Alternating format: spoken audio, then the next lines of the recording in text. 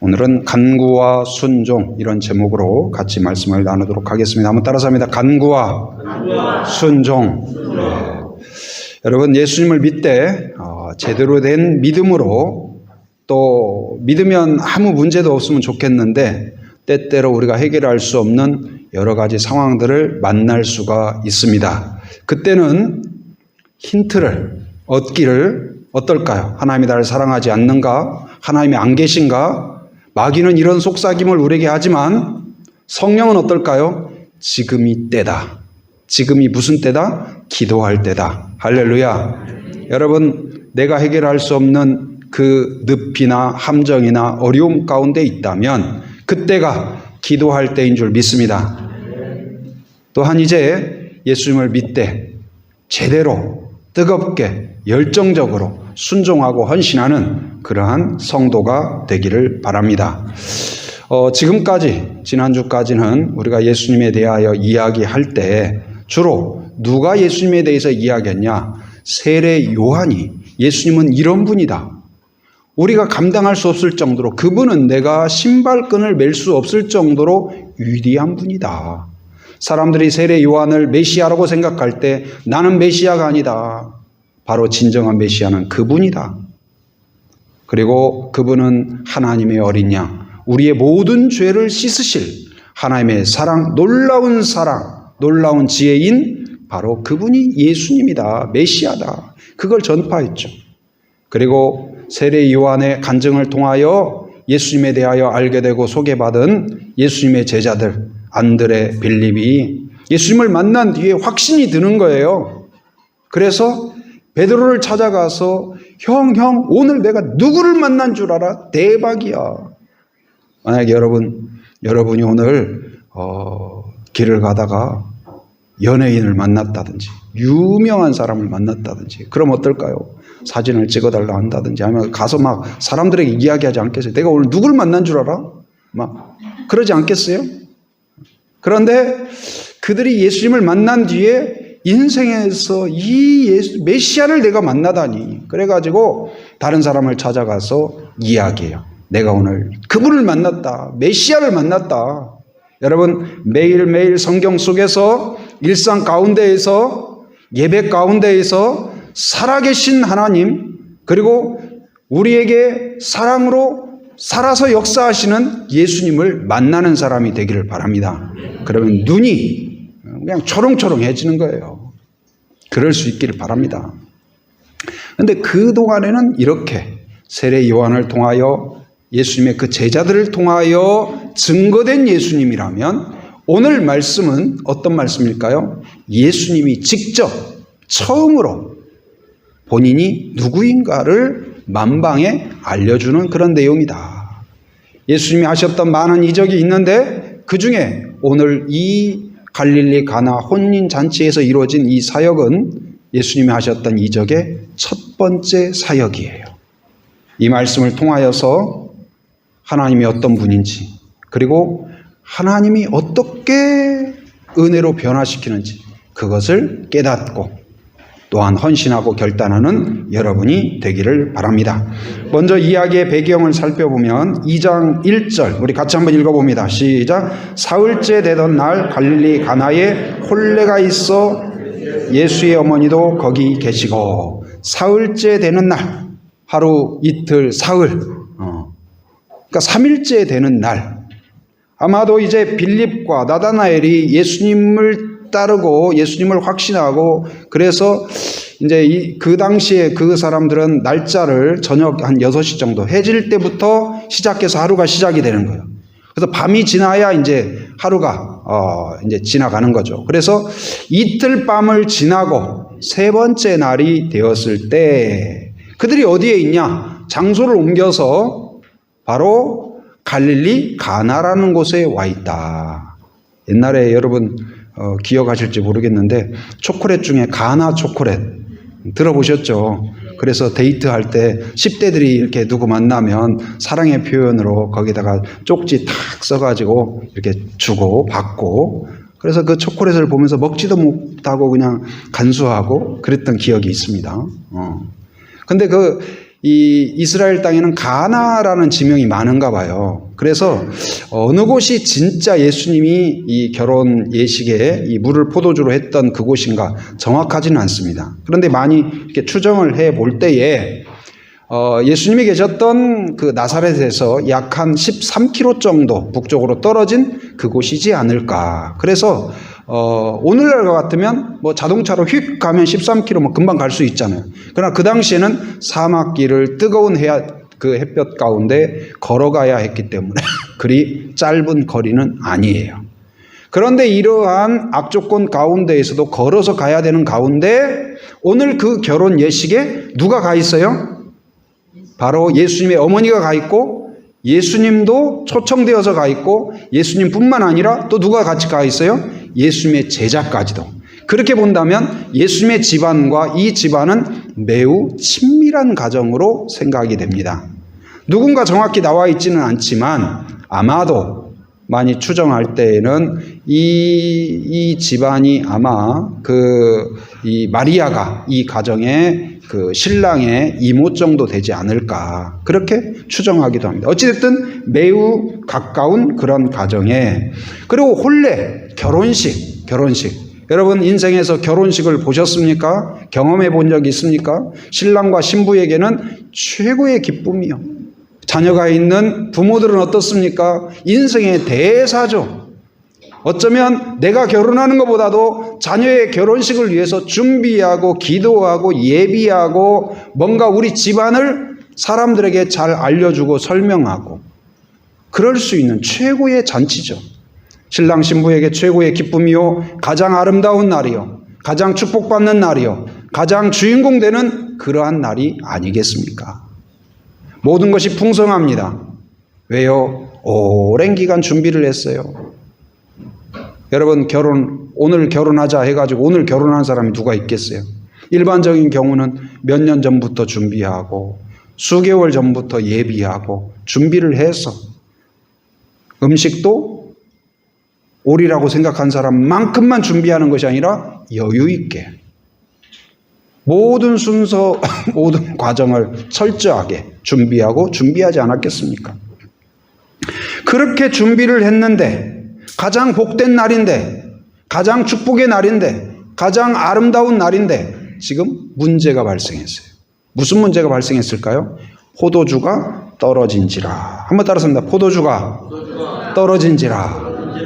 포도주가 떨어졌다. 이 포도주는 그 당시 결혼식 하면 사람들이 포도주.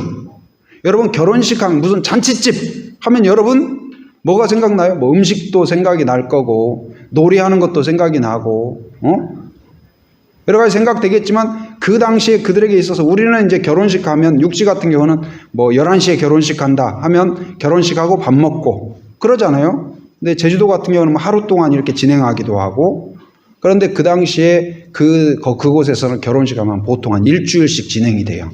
그러니까 그걸 계산해서 풍성한 음식, 풍성한 포도주를 준비하지 않았겠습니까? 그리고 이 포도주는 특성이 무엇일까요? 뭐 TV에 뭐 생활의 달인이나 무슨 유명한 맛집 같은 거 보면은 그냥 뭐 육수 하나 내는 것도 그냥 내지가 않아요. 고기 나오는 것도 그냥 잘라가지고 손님상에 올리는 것이 아니고 그걸 또 잘라가지고 숙성시키고 준비하고 뭐 풀빵 하나 그 빵 하나 만드는 것도 찐빵 하나 만드는 것도 그냥 만들지 않더라고요. 다 그걸 해가지고 무슨 뭐 자작나무 안에서 3일 동안 숙성시키고 뭐 하고 누가 그걸 알아준다고 그걸 그렇게 준비하고 그렇지 않습니까? 근데 이 포도주도 어떻습니까? 좋은 포도주를 만들려면 어떻게 해야 될까요? 우리가 포도주 업자는 아니지만 그냥 생각할 때 포도주를 그냥 이 물에다가 무슨 포도주 액기스 부으면 되는 게 아니에요. 포도주를 제대로 만들려면 먼저 좋은 포도주 씨앗이나 포도주 묘목이 필요할 거예요. 그리고 그것을 좋은 땅에 심어야 됩니다. 그래서 같은 씨앗도 아무데나 심는다고 좋은 포도주가 되는 게 아니에요. 그래서 뭐 프랑스나 그런 데에서 좋은 포도주가 나오는 이유가 거기에 어떤 햇볕 양과 그 토양과 모든 그 바람과 이런 것들이 맞기 때문에 그래서 좋은 땅을 골라야 되고 좋은 묘목을 골라야 되고 또 농부의 수고와 헌신과 땀과 이런 것들이 들어가야 되고 그리고 햇볕과 또 비와 이 모든 것이 또 맞아야 돼요. 이게 보통 복잡한 게 아니에요.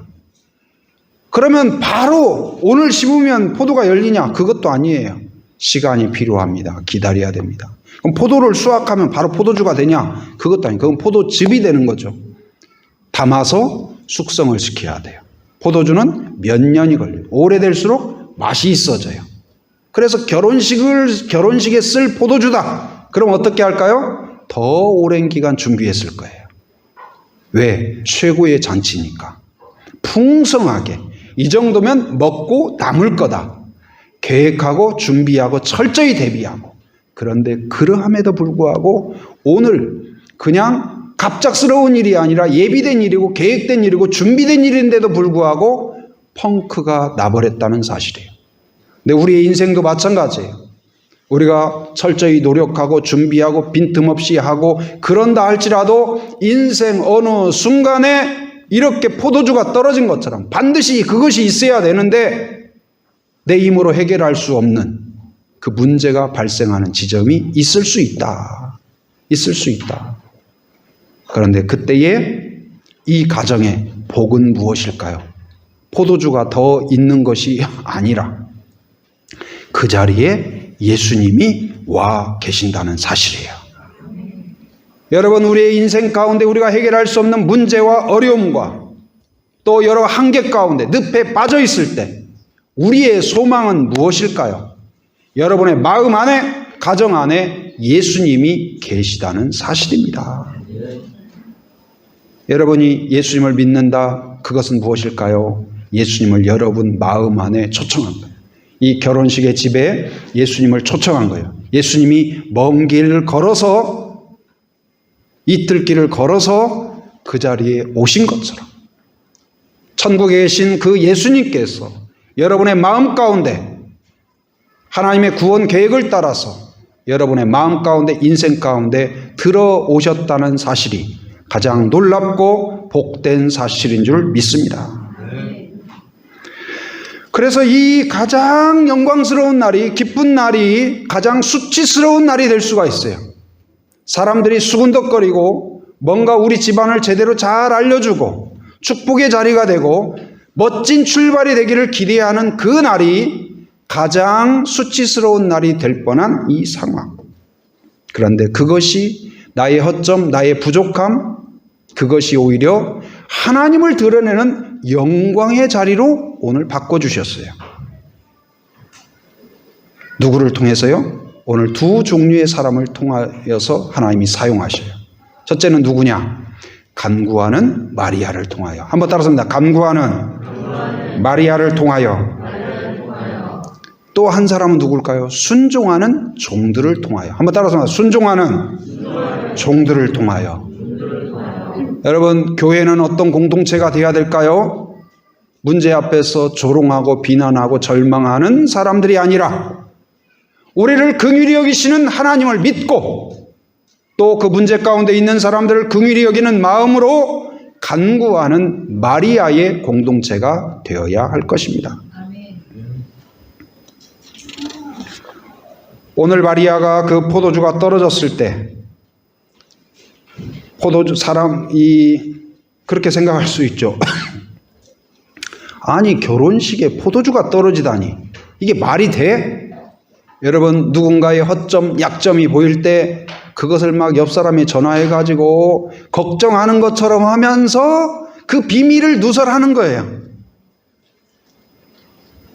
그래가지고 그냥 교회도 그걸 조심해야 돼요. 그래서 어떤 분이 기도 제목을 이야기하라고 그랬더니 목사님, 저는 그냥 안 할래요. 그냥 기도만 해주세요. 그런 게. 아니, 그래도 뭔가 기도 제목 힌트를 주셔야 우리가 그냥 하나님이 아시니까요. 하나님 아시지요 하고 기도해 달라는 거예요. 그래서 왜 그러시냐고 나중에 사연을 들어보니까 이전에 교회에서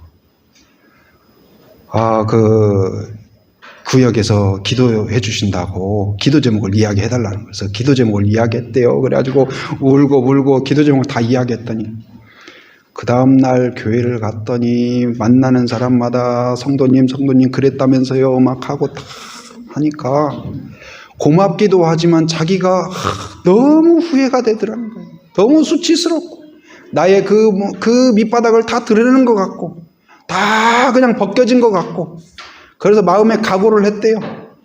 다시는 내가 기도 제목을 이야기하라 그럴 때 이야기했으면 내가 이제 그래서 나는 입을 꼭 닫겠다. 여러분 가운데 혹시 그런 상처가 있을 수도 있어요. 그래서 여러분 듣고 기도해달라고 했으면 기도해야지. 그냥 또 불이 났게 전화 돌려가지고 들었어요? 그런 일이 있었대요. 다른 데는 이야기하지 말고요. 기도하세요. 그러면서 또 신나게 그냥 막 이야기하고. 여러분 이게 굉장히 조심스러울 수가 있어요. 그래서 여러분이 들었으면 보았으면 본인이 나누기 전에는 여러분이 잠잠히 기도하는 사람이 되기를 바랍니다. 근데 우리가 남의 이야기를 들으면 그렇게 결혼한다고 막 떠들고 다니고 잘 나간다고 자기 아들 딸 잘 나간다고 그렇게 자랑하더니 아이고 저 하는 것 좀 봐라. 그렇게 준비한다고 몇 개월 전부터 포도나무 심고 최고 산 포도주를 낼 거라고 하더니 포도주가 떨어졌네.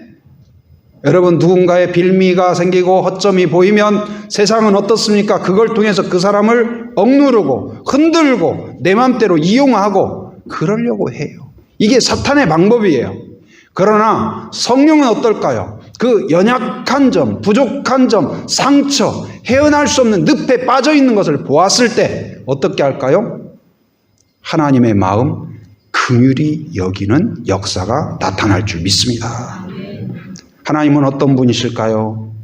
바로 긍휼히 여기시는 하나님이에요. 탕자가 모든 재산을 잃어버리고 아버지의 유산을 달라고 살아계신데 유산을 달라고 얼마나 버릇없는 아들입니까? 그런데도 그가 빈털털이 되어 왔을 때 그 아들을 맞아줘요. 다시 잔치를 벌여줘요. 옷을 갈아입혀줘요. 왜일까요? 더 많은 돈을 벌어온 것이 아니에요. 성공해서 온 것도 아니에요. 자기의 막 큰 소리 쳤던 걸 이루어 온 것도 아니에요. 왜일까요? 긍휼히 여기기 때문에 그런 거예요. 불쌍하니까. 다른 사람들은 그 불쌍한 저지를 손가락질하고 조롱했습니다. 그러나 아버지는 불쌍한 거예요. 여러분, 우리가 죄인 되었을 때 예수님을 우리에게 보내주셔서 우리를 구원해 주셨어요. 우리가 잘 나가고 대단하고 똑똑하고 뭔가 하나님에게 쓸모가 있을 만한 때가 아니라 쓸모가 없을 때, 하나님을 등졌을 때, 하나님을 무시할 때 하나님이 여러분을 택하셨다는 사실. 할렐루야. 왜일까요? 긍휼히 여기는 마음 때문에 그래요. 불쌍히 여기는 마음. 어느 날 이 계단을 올라오는데요. 계단 이 로비를 오다 보면 어떤 때는 이제 문을 열어놓는 경우가 있어요. 이렇게 오고 그 문을 열어놓으면. 근데 이제 봄날이 되면 간혹 나비가 들어오기도 하고 아니면 새가 참새나 뭐가 은혜를 받고 싶은지 제주 한빛교회가 은혜스럽다 그래가지고 우리도 한번 가보자 그랬었는지 들어오는 경우가 있어요. 근데 문제는 뭐냐? 얘네들이 유리창이 없는 줄 알고 자꾸 유리에 부딪혀요. 나비가 날개짓을 하고 새가 그냥 쿵쿵. 그래서 내보내주고 싶은데 새가 내보내주려고 야 여기가 문이야. 제가 창문을 활짝 열어놓고 이쪽으로 가라니까. 그러면 제가 가면 또 저쪽으로 가서 쿵. 참 안타까워요. 근데 문제는 뭐냐? 자기 스스로는 절대로 나갈 수가 없어요. 나갈 수가 없어요. 그러면 이제 어떤 경우는 그냥 지칠 때까지 놔둬요. 자기 기력이 다 쇠할 때까지. 그래가지고 왜 그러냐면 도와주려고 하면 할수록 쫙 꼭대기로 올라가. 그게 살 길인 줄 알고. 그래가지고 그냥 자기 있는 힘을 다해서 막 하고 벽을 들이받고 유리창 앞에서 팍 날개짓을. 어쩌면 우리가 그러지 않나요? 그게 사는 길인 줄 알고 우리의 수고와 노력으로 살아남는 것이 아니고 은혜로 살아남는 거예요. 그래서 그거 그냥 지나쳐도 되죠. 나비 한 마리 죽는다고 뭐가 제 인생에 큰 문제가 되나요? 근데 그냥 지나치려다가 불쌍한 생각에 나중에 보면 힘이 빠져가지고 이제 가까이 가도 못 도망가. 그러면 이제 그때서 잡아가지고 창문 앞에다 탁 놔주면 얘가 휙 날아가요.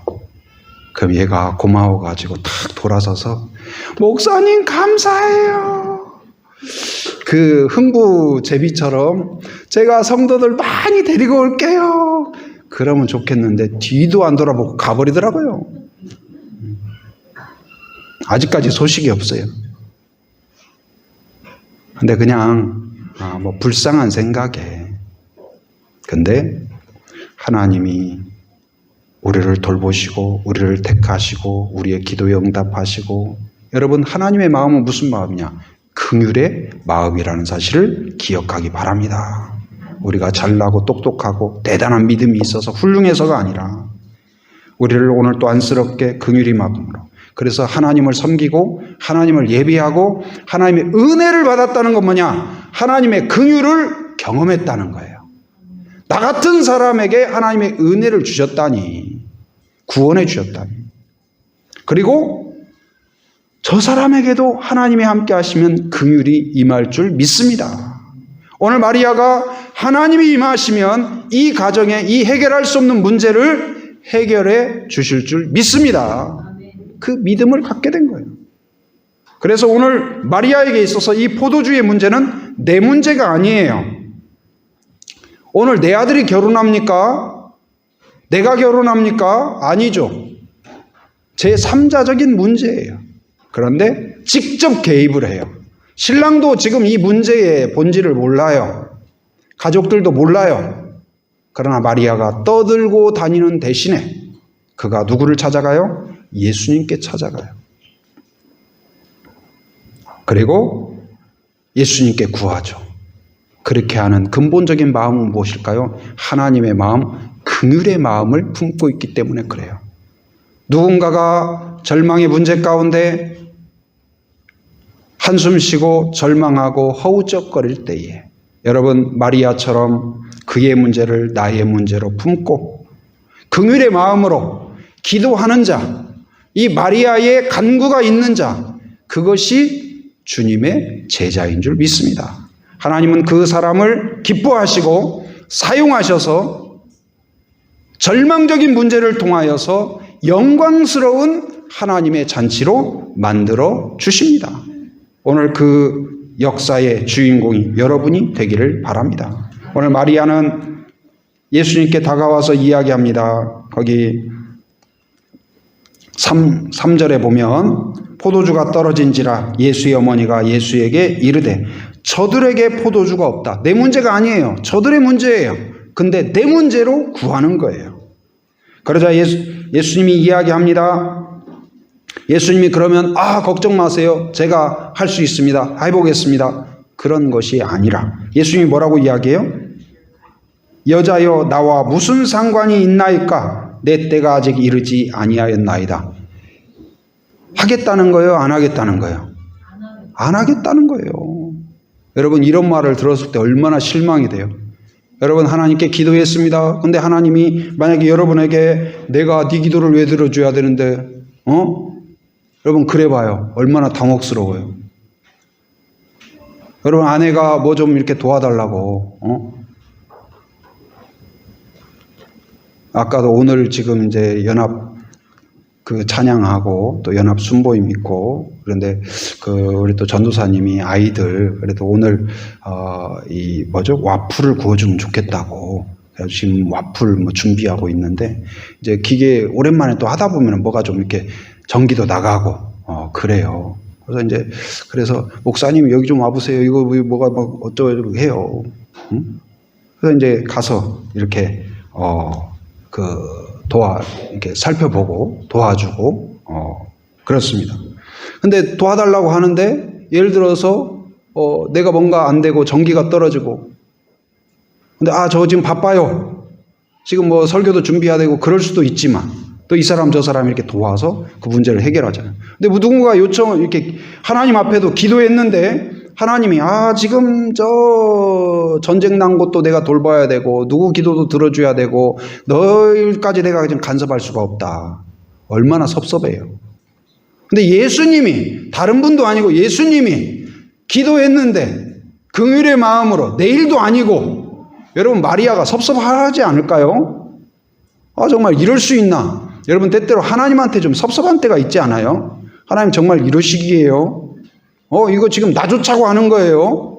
다 하나님의 영광을 위해서, 하나님의 기쁨을 위해서 내가 한번 좋은 맘 먹고 지금 저기 어려움 겪고 있어서 해달라는데 하나님 지금 너무하시는 거 아니에요? 막 그런 생각 가질 수 있잖아요.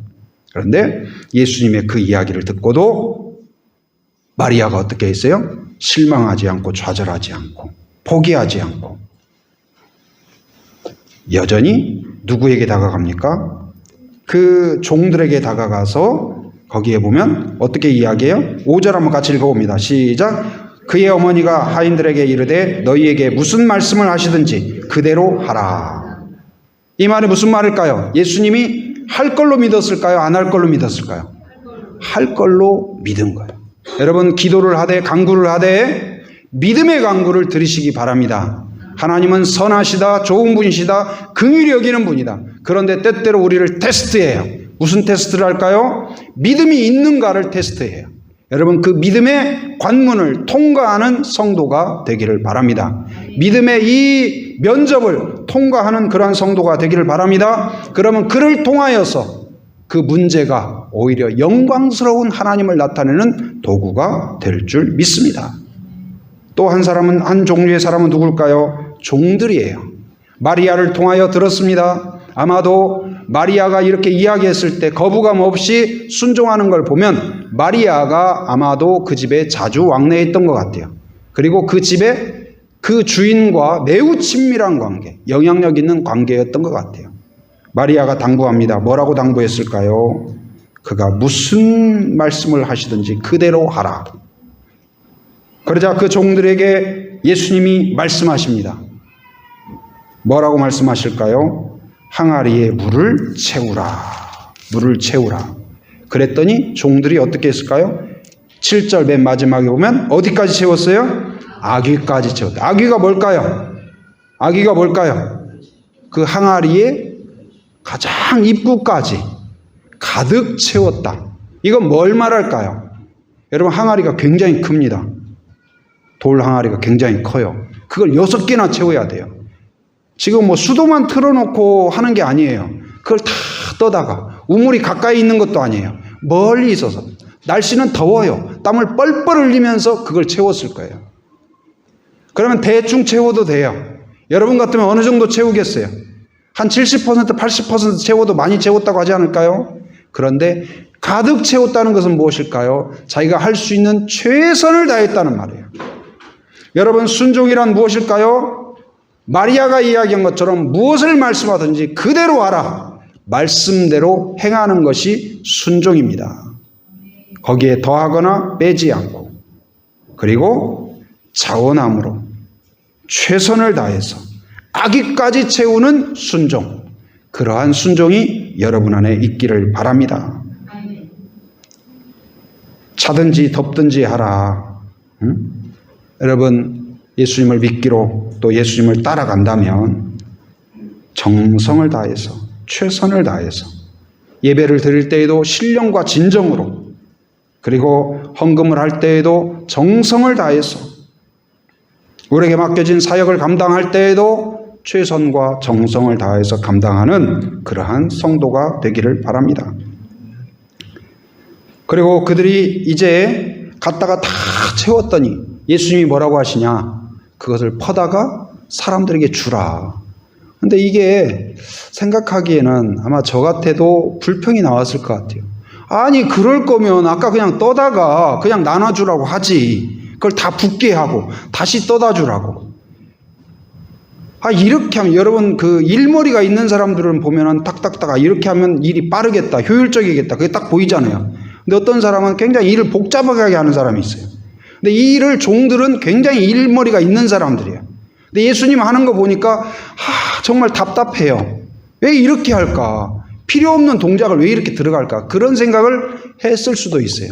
그런데도 불구하고 다시 갖다 주라고 했을 때 그들이 불평하지 않아요. 원망하지 않아요. 예수님 이렇게 하는 게 아니에요. 의미 없다고 하지 않아요. 그리고 말씀한 대로 그대로 그 결과를 하나님께 맡기고, 믿음으로 순종한다는 것은 무엇일까요? 바로 결과는 하나님께 있다. 그 믿음으로 말씀을 따라서 그대로 순종하는 거예요. 8절에 보면, 8절 한번 같이 읽어봅니다. 시작. 이제는 떠서 연회장에게 갖다 주라 하시매 갖다 주었더니 명령을 따라 그대로 갖다 주었어요. 그랬더니 거기에서 그들의 손에서 물이 포도주로 바뀐 줄 믿습니다. 시편 126편 6절에 보면 울며 씨를 뿌리러 나가는 자는 반드시 기쁨으로 그 곡식의 단을 거두리라, 가지고 돌아오리라 약속하고 있습니다. 여러분, 믿음으로 순종한 사람들 반드시 하나님이 은혜를 주십니다. 여러분, 여기에서 울며 씨를 뿌린다는 것은 농사의 이야기가 아닙니다. 눈물로 기도의 씨를 뿌리는 자 반드시 하나님의 은혜의 단을 거두게 될 것입니다. 한나가 눈물로 기도의 씨를 뿌렸을 때 하나님이 그에게 응답해 주신 것처럼 오늘 해결할 수 없는 여러 문제, 해결할 수 없는 질병의 문제, 해결할 수 없는 자녀의 문제, 해결할 수 없는 구원의 문제, 오늘 이 포도주를 갑자기 만들 수 없는 것처럼 우리의 능력으로 힘으로 해결할 수 없는 많은 문제 앞에 있을 때, 그것이 내 문제이든 아니면 내 가족의 문제이든 내 이웃의 문제이든 그 문제를 마리아처럼 내 문제를 품고 기도할 때, 간구하는 자가 될 때, 그리고 종들처럼 믿음으로 온전하게 순종하게 될 때 오히려 그들을 통하여서 11절, 오늘 결론적인 역사입니다. 포도주가 될 뿐만 아니라, 자 11절 같이 읽어봅니다. 시작. 예수께서 이 첫 표적을 갈릴리 가나에서 행하여 그의 영광을 나타내심에 제자들이 그를 믿으니라. 영광을 나타냈다는 말이 무슨 말일까요? 그가 메시아인 것을 만방에 선포하였더라. 여러분, 나의 문제를 믿음으로 하나님께 드리면 오히려 그걸 통하여 살아계신 하나님이 나타나게 될 줄 믿습니다. 문제를 보면 나를 고통을 주려는 그 계획이 아니라 오히려 그걸 통하여 기도의 때구나, 마리아처럼 기도하는 사람이 되기를 바랍니다. 그러면 그것을 사용해서 믿음의 사람을 사용하셔서 살아계신 하나님, 역사하시는 하나님, 은혜의 하나님을 나타나게 할 줄 믿습니다. 그리고 맨 마지막에 제자들이 그를 믿으니라. 믿지 못하는 마음, 마치 물과 같은 그 마음이 믿음의 마음, 포도주로 바뀐 것처럼 질적으로 새롭게 된 거예요. 여러분, 그 기도와 그리고 순종을 통하여서 하나님을 알지 못하던 사람들이 하나님께 돌아오게 될 줄 믿습니다. 지난 목요일 날에도 어린이 전도를 이제 다시 시작을 했습니다. 이제 그 방학을 했다가 다시 시작하려면 뭐든지 새롭게 하려고 하면 이게 이제 걱정이 돼요. 아, 다시 기계는 잘 돌아갈까? 사람들은 아이들은 올까? 또 여러 가지. 또 전도할 사람들은 확보가 될까? 그런데 그날 당일날 연결돼서 오신 다른 교회에 권사님이 계시더라고요. 그래서 다른 교회에서 두 분이 또 오셔서 도와주시고 우리 성도님들도 계시고, 그래서 분주하지만 그래도 문제없이 잘 마치게 되었어요. 얼마나 감사하든지. 근데 그 권사님에게 나중에 소감을 물었더니 하나님이 어떻게 해서 이렇게 인도하셨다고. 그래서 오늘 아이들을 만나면서 얼마나 기뻤다고 이렇게 소감을 나누는 걸 볼 수가 있었습니다. 아이들에게 저도 정신없이 붕어붕을 굽고 막 열기가 있고 그런 가운데서도 아이들이 오고 가고 그리고 마지막에 그런 이야기를 나눴어요. 지금 당장 아이들이 다 예수 믿겠다고 헌신하고 각성하고 주일날 다 여기 와 앉아있고 그럼 얼마나 좋겠어요. 그러나 그러지 않더라도 그들이 언젠가는 하나님 앞에 돌아와서 간증할 날이 있을 것이다. 믿음이란 무엇일까요? 오늘 당장 보이지 않더라도 그것을 꿈꾸게 해요. 보게 해요. 그래서 그들이 언젠가 성장해서 예수님을 만났을 때 사실은 내가 어렸을 때 하기일초 다닐 때 붕어빵을 받으러 먹고 다니고 꿈을 적고 했는데 내가 드디어 그 꿈의 주인공이 되었습니다. 그리고 그 안에서도 좋은 사역자들이 나오게 될 줄 믿습니다. 훌륭한 인재가 나오게 될 줄 믿습니다. 오늘 우리는 붕어빵을 나눠줄 뿐만 아니라 축복과 기도와 오늘 마리아의 축복으로 기도를 나눠주고 있는 거예요. 눈물로 씨를 뿌리지만 그 안에서 놀라운 인재가 되어서 열매를 거두게 될 줄 믿습니다. 오늘 여러 가지 상황 가운데 눈물로 기도하고 있습니까? 하나님이 약속하고 있습니다. 기쁨의 단을 거두게 되리라. 왜요? 하나님은 긍휼의 하나님이에요. 오늘 또 그 마음을 품고 다른 사람들의 허점과 약점을 보고 비아냥거리고 조롱하는 사람이 아니라 마리아의 기도로 하나님 앞에 나아가는 그러한 성도, 그러한 공동체가 되기를 바랍니다. 그리고 내가 할 수 있는 최선으로 정성으로 순종하는 그 종들처럼 아기까지 채우는 그러한 순종으로 나아가는 그러한 공동체가 되기를 주님의 이름으로 축원합니다.